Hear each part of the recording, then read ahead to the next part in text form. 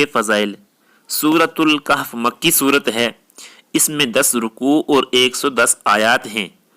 سورۃ الکہف کو سورۃ الکہف اس وجہ سے کہا جاتا ہے، اس صورت میں چونکہ اصحاب کہف کا تذکرہ ہے اس لیے اس کا نام بھی سورۃ الکہف رکھا گیا ہے۔ اس صورت کے فضائل احادیث مبارکہ میں بہت زیادہ منقول ہوئے ہیں۔ ایک حدیث مبارک میں آتا ہے کہ سورۃ الکہف وہ واحد صورت ہے جو لمبی ہونے کے باوجود اکٹھی نازل ہوئی ہے، اور جب سورۃ الکہف نازل ہوئی تو 70,000 فرشتے اس کو لے کر آئے، سبحان اللہ۔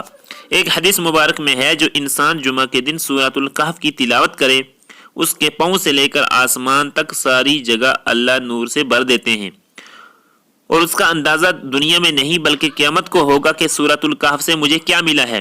اس روشنی میں انسان قیامت کے دن اپنے سفر کو طے کرے گا۔ ایک حدیث میں ہے کہ جو انسان جمعہ کے دن سورۃ الکہف کو پڑھتا ہے تو اس جمعہ سے لے کر گزشتہ جمعہ تک کے جتنے گناہ ہیں اللہ سارے معاف فرما دیتے ہیں۔